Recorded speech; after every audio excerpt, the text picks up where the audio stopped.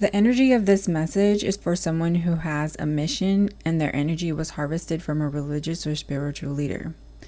So, first, to explain energy harvesting for success in spiritual context refers to the conscious cultivation and direction of life force energy, such as prana, chi, or just spiritual energy, to achieve personal goals, enhance performance, and manifest desired outcomes. Now, when it comes to energy theft, that refers to the unethical practice where an individual or a group will drain others' life force, spiritual power, emotional energy, and they'll do this for their own personal gain. Sometimes they do it just to be in control of someone else. This is often described in metaphysical and occult circles as spiritual trafficking, energy vampirism, or psychic attacks. Spiritual trafficking is where someone's spiritual essence or abilities are taken without consent. This may happen through soul contracts, dream exploitation, or energy harvesting. The harvesting can be done via a ritual, and some groups will use like sexual energy, emotional intensity, or meditation to siphon power from the individual or individuals, especially those with high vibrational energy or psychic sensitivity. So some leaders, such as like spiritual leaders or religious leader, for example, they may demand surrender of a personal power under the guise of spiritual devotions or creating like an energetic dependency. So a good example would be some of those cults that say that you have to devote yourself to me and etc. So in order to know if this is you, like you have been targeted, some signs that you can look for are feeling chronically drained after a group ritual or after meetings, unexplained fatigue, anxiety, or physical symptoms, recurring nightmares or astral disturbances, lack of personal progress despite effort, and others benefiting from your ideas, energy, or spiritual gifts. So it's important to have consent. Consent is essentially saying, yes, you can have some of my energy, but generally speaking, you have to be the one to say that this is okay, or you can share energy, and it shouldn't be something that someone's just taking from you. And generally, if you are not giving consent for your energy to be shared with someone, and a perfect example would be like people using Reiki. Usually when they do Reiki, they're taking energy and they're giving you energy where you may need it. And people who are very good at Reiki, generally they'll take energy from the earth to help them so that they don't deplete their own energy. And they'll usually ask the other person, hey, you have to consent to receiving this energy, and then you can receive the energy. So it's important, if you feel your energy was siphoned, to create energetic boundaries, ground and cleanse regularly, call back your power so that you can get your power back. Ethical energy harvesting emphasizes recharging through nature, breath work, meditation, and aligned actions, not taking from other people. And practices like Qigong, Reiki, and mindfulness help generate and direct energy. The religious figure or spiritual leader that I'm seeing in this reading is coming up as the warden or oppressor. That means someone who siphons or steals other people's energies for their own success. The leader is attractive and also carries an aspirational appeal.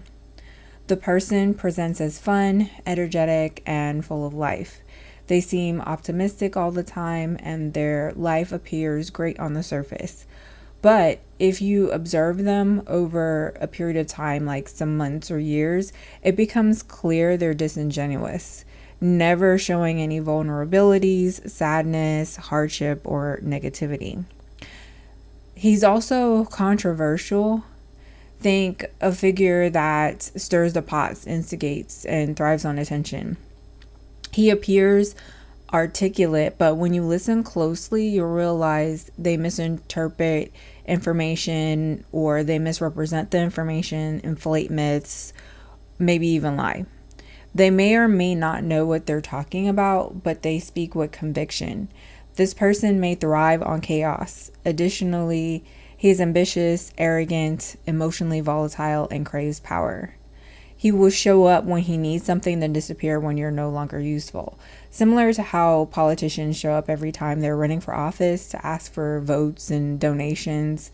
He makes false promises and is deceitful, though his charm masks it well. He also desires rebirth or transformation to come back stronger.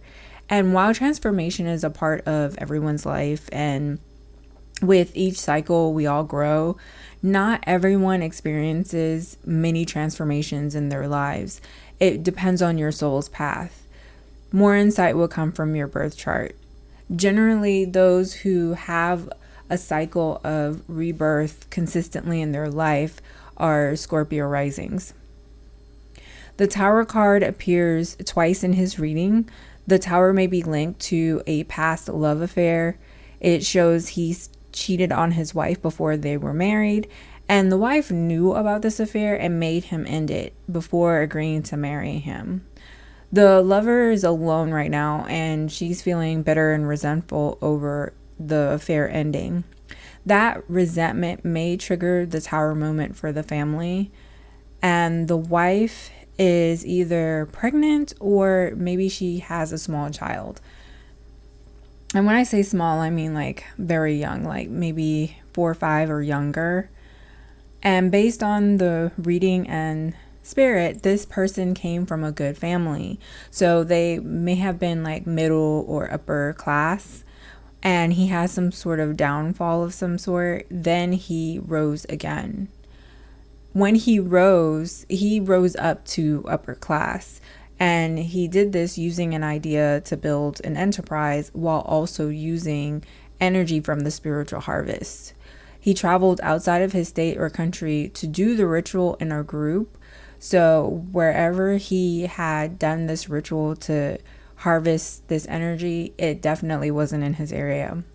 That ritual oppressed the person whose energy he siphoned, which would be considered spiritual entrapment. In addition to the Tower, he has a karmic downfall card. That means the downfall is linked to the soul he oppressed. His business is successful, but he will not reach any higher than where he is right now. Like, he's at his highest potential because he did this with someone else's energy. And as I stated before, if this is you, then you will have to call back your power.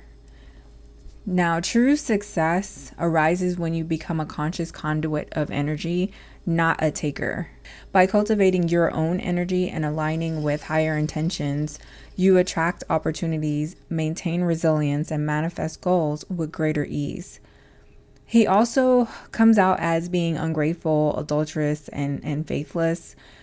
And this is important because this is someone who's a religious leader or a spiritual leader. So him being faithless can also hurt him if that comes out. But as I stated before, he's very, very careful. Now, he hides his emotional volatility and fragile power well. He's a covert narcissist who insults and judges others harshly, gossiping behind their backs. He's insecure, delusional, and relies heavily on external validation. He's also a copycat who reaps the benefits of someone else's spiritual growth. So when you're thinking about him, think someone with a fake enlightenment. Like, he's not truly enlightened. He's gotten this information from other people, essentially. He feels secure with his family right now, but he's worried because he knows something is coming. Overall, he's adept at hiding his true nature, and while he made a grave mistake for the love of power and influence, he's not immoral in an absolute sense. His intentions are rooted in ambition, and he sought success through charm, manipulation, and spiritual shortcuts. Since his path was misguided, not monstrous, he is easy to overlook. you probably wouldn't guess that was him. And people that are very, very close to him, I'm sure, wouldn't see it coming necessarily, but they know him well enough to know he's not what he presents himself to be to the public. So it's one of those things where they're not going to be like super surprised. Now, you will gain your energy back and be able to surpass this leader in success and abundance because this is your energy. It is your life path. And destiny is set. Someone cannot take a person's fate. While they're able to delay or cause a detour, it cannot be stolen from a person, especially if you have a mission. So everything essentially will become balanced and be in its rightful place. Sometimes things happen for the worse, and you may think, okay, well, I don't know what to do. This person stole my energy. I can't get it back. And that's not how it works. There are some people, like if you were to do more research on energy harvesting, there's some people that say that in order to harvest someone's energy, it has to be something that you do regularly. Like you have to keep that tie over a course of time fresh. So you can't just steal it one time, now you have it and that's it. You have to continually do something in order to get it. And I think that's why in some cases people will say cut off those that are draining your energy because they are stealing it from you. However, I think it's important to add to this that we consciously and unconsciously will give and take energy from each other. And it's not nefarious, generally speaking. We're not doing rituals and spells in order to take the other person's energy. And the thing is, many of us are completely unaware that this is occurring because that is more so the spiritual aspect of things. Sometimes when a friend is in need and you're helping them, you may be lending them positive energy. That's something you're doing in your heart of hearts, and you may not feel like you're consciously doing this, but you are because you care about this person. And that's not something where they're stealing it from you. That's something that you're actively giving to them unbeknownst to yourself by showing up and being there for them. Now, if you don't want to be a person that's giving away your energy or helping others, then of course, yes, you need to keep your distance. However, they're not some horrible nefarious person if they're in the dumps and they need someone to pick them up. Now, if you feel like you can't continue giving to this person anymore, then you have every right to distance yourself from them and to pretty much keep your energy. However, I just wanted to make that clear because there seems to be some misunderstanding at times where people feel like if someone has gone through a tough time and they're generally sad most of the time and it seems like life is not getting better from them, that they're just purposely trying to drain you and take your energy. And that's not necessarily the case. Some people have harder lives than others. And sometimes people don't have a very hard life, but it's hard for them. We do not have the same resilience level. There are different things that some people can handle, but not at the same rate, if that makes any sense. So one person may accept $100 being stolen from them. They won't like it.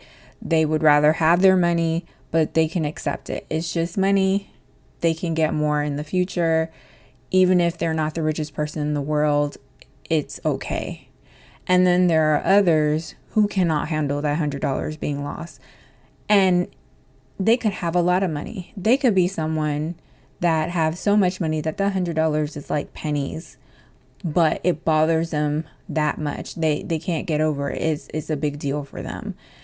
And in those cases, that's just how they feel. That has everything to do with them. Everyone's level of being able to handle whatever may come their way is going to vary. It's different per person. And it's very easy to tell someone who may have hundreds of thousands of dollars to get over it.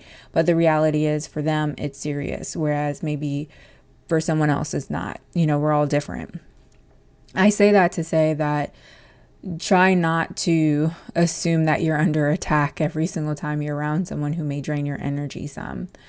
And also, there are several things you can do, as I mentioned earlier, such as grounding, having energetic boundaries. There's so many things you can do to protect your energy.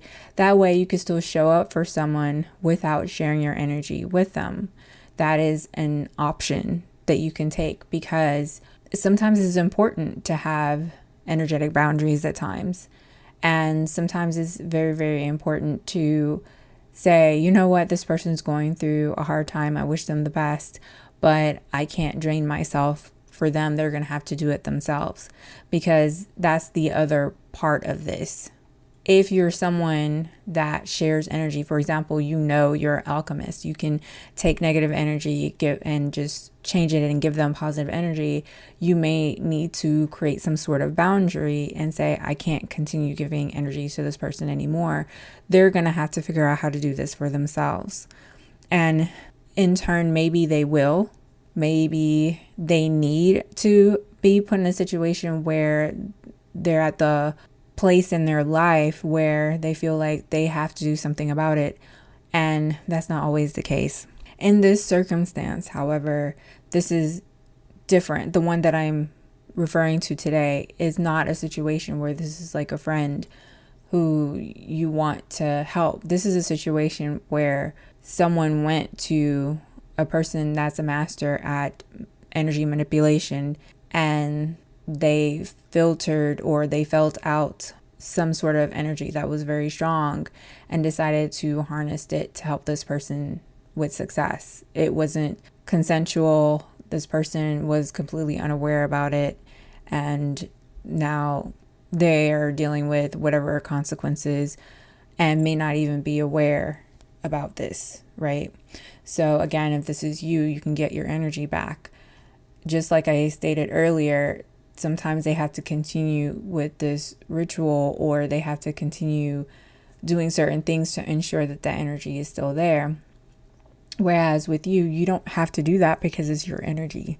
Next thing that I wanted to mention is when it comes to religious leaders, and I mentioned the cult earlier, one of the things they may do is just have you energetically dependent on them, because they know that you look up to them for everything. In that sense, they can continue essentially feeding that energetic cord, because you are giving up yourself to them. And some people do that so that they can continue using that for them to be more and more successful. And then they have more and more people in the group so that they can get bigger and bigger and bigger. That doesn't mean that every religious leader out there, every spiritual leader out there is trying to harm you or will do something like that.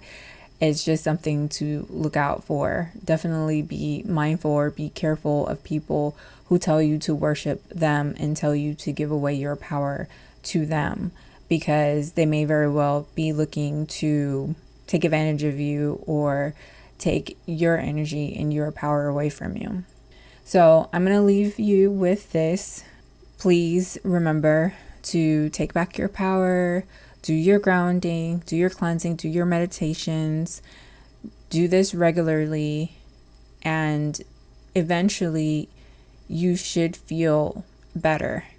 Eventually you should feel like, oh, I'm getting better, things are improving. You may even have symbolic dreams to let you know that you got your energy back. And then continue to keep up energetic boundaries so that others don't take your energy from you. Thank you so much for listening in, and you have a wonderful day.